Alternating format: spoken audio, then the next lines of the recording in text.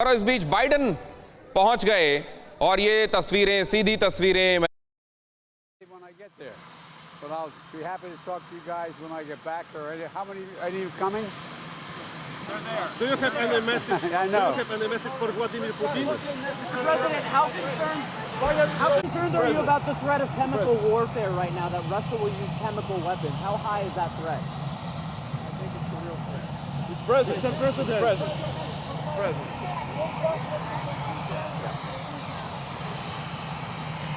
चल रहा है, ये समझने की कोशिश की है पत्रकारों ने। हालांकि उन्होंने अपनी इस मुस्कुराहट के पीछे बहुत कुछ छिपाने की कोशिश की है। बाइडेन अपने उस दौरे के लिए रवाना होते हुए, जिसमें बहुत सारे अंदेशे हैं, बहुत कम उम्मीदें हैं, लेकिन बाइडेन निश्चित रूप से अपने दिमाग में एक स्कीम ऑफ थिंग्स लेकर जा रहे होंगे।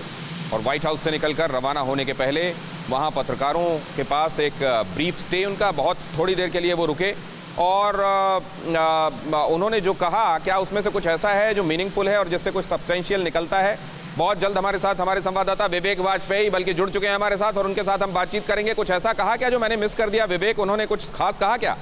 पत्रकारों ने सवाल तो दिनेश बहुत पूछे राष्ट्रपति बाइडेन से, राष्ट्रपति पुतिन का नाम लेके कि पुतिन के लिए क्या संदेश है अमेरिका से ब्रसेल्स जाते समय, उनका क्या होगा, तो वो नहीं बोले हैं। और वो जो नहीं बोले हैं दिनेश, वो उनकी बॉडी लैंग्वेज ने बोल दिया है कि कल का दिन पूरे यूरोप के लिए बहुत अहम होने वाला है। और कितनी बड़ी मीटिंग है इसका अंदाजा बाइडेन को है। वो जो बोलेंगे उस पर पूरी दुनिया की नज़र है और वो नहीं चाहते हैं कि मीटिंग से पहले किसी तरीके का कोई विवाद हो या वो ऐसी कोई बात बोले जिसमें जो बात जंग में घी डालने का काम करे। अब यहाँ से बाइडेन, आप तस्वीरें जो देख रहे हैं, यहाँ से उड़कर एंड्रयूज जो एयरबेस है वहाँ पहुँचेंगे और वहाँ से एयरफोर्स वन से उनकी सवारी निकलेगी ब्रसेल्स के लिए। करीब 6 घंटे का सफर ये है आज का। और बाइडेन उसके बाद वहाँ पहुँचेंगे, रात में स्टे करेंगे और उसके बाद कल का पूरा शेड्यूल आप बता ही चुके हैं कि कब कितने बजे से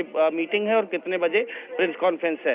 बाइडेन के बयान से पहले अब से थोड़ी देर बाद दिनेश, नाटो की भी एक प्रेस कॉन्फ्रेंस होने वाली है। नाटो महासचिव उसको संबोधित करेंगे प्रेस कॉन्फ्रेंस को और वो बताएंगे कि कल की मीटिंग का एजेंडा कौन कौन क्या है और कौन कौन राष्ट्राध्यक्ष उस मीटिंग में शामिल होगा। लेकिन दिनेश, ये तय है कि कल का दिन पूरे यूरोप के लिए, पूरी दुनिया के लिए बहुत महत्वपूर्ण है, क्योंकि नाटो की मीटिंग से ये तय होगा कि ये जंग रूस वर्सेस यूक्रेन रहेगी या रूस वर्सेस अमेरिका होगी या रूस वर्सेस नाटो होगी। क्योंकि ये शांति सैनिक भेजने का जो फैसला है वो नाटो देश लगभग कर चुके हैं, जिसका ऐलान कल नाटो की मीटिंग के बाद या फिर परसों जब पोलैंड के राष्ट्रपति के साथ बाइडेन की मीटिंग हो रही होगी, उसके बाद ऐलान बहुत मुमकिन है कि संभव हो और ऐलान किया जाए कि नाटो के जो शांति सैनिक हैं वो यूक्रेन में जाएंगे। दिनेश, यह आप बहुत महत्वपूर्ण खबर बता रहे हैं। तो हमारे संवाददाता विवेक वाजपेयी वो ये कह रहे हैं कि ये लगभग तय कर लिया गया है नेटो की तरफ से कि पीस कीपिंग ट्रुप्स भेजे जाएंगे।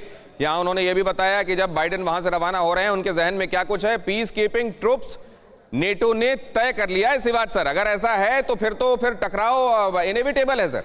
हाँ बिल्कुल, देखो इसमें कोई शक नहीं कि नेटो के जो पीस कीपिंग ट्रुप्स हैं, मुझे नहीं लगता रूस मानेगा, क्योंकि यूनाइटेड नेशन नहीं तो रूस तो नहीं मानेगा सर, लेकिन क्या रूस की रजामंदी आवश्यक है क्या सर? उसमें रूस की रजामंदी तो चाहिए नहीं। तो फिर ये इसका मतलब युद्ध का दायरा बढ़ रहा है। बिल्कुल कमोडोर सिवाज, आपके हिसाब से ये किस सिचुएशन में जा सकती, किस मोड में ले सकती, ये आगे टाइम। तो यूनाइटेड नेशन अगर कोई पीस कीपिंग भेजता है उसका दायरा अलग है, और उसमें यूनाइटेड नेशन में क्योंकि रूस के पास वीटो पावर है, वो वीटो पावर यूज करेगा।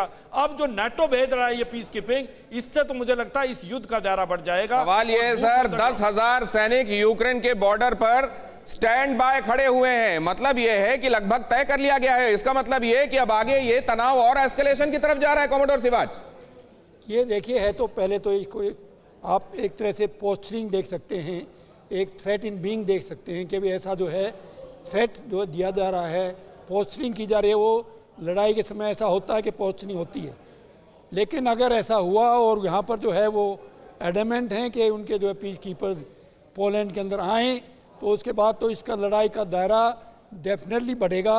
अब सवाल यह है सर कि ये पीस कीपिंग ट्रुप्स वाली जो टेक्निकलिटी है, महेश सचदेव सर, ये मैं आपसे समझना चाह रहा हूँ, किस टेक्निकलिटी के तहत ये फैसला अब लिया जा रहा है? अगर ये आवश्यक था, ये पीस कीपिंग उनको जरूरी लग रही थी, तो शहरों के खंडहर हो जाने के बाद अब किस पीस कीपिंग के लिए वो जा रहे हैं?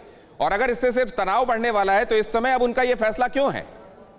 देखिए इसके डिटेल्स अभी आने बाकी हैं, लेकिन साधारण तौर पर सामान्य परिस्थिति में यूनाइटेड नेशन सिक्योरिटी काउंसिल का एक रेजोल्यूशन पास होना ज़रूरी है इस पीस कीपिंग फोर्सेस को। नेटो पीस कीपिंग फोर्सेस के लिए United NATO peace keeping force को पीस कीपिंग फोर्स एक तरफा कहा जाएगा, और इससे मुझे लगता है कि इसमें कुछ कैविएट होंगे, लगे होंगे, या तो यूक्रेन के बॉर्डर पे जाएंगे या बॉर्डर के अंदर कुछ किलोमीटर तक जाएंगे। तो ये क्या कैविएट लगे हैं, ये क्या शर्तें हैं, ये क्या सब्जेक्ट टू कंडीशन है, ये समझना बहुत जरूरी है। परवाह देश की, सोमवार से शुक्रवार रात 10 बजे TV9 भारतवर्ष पर।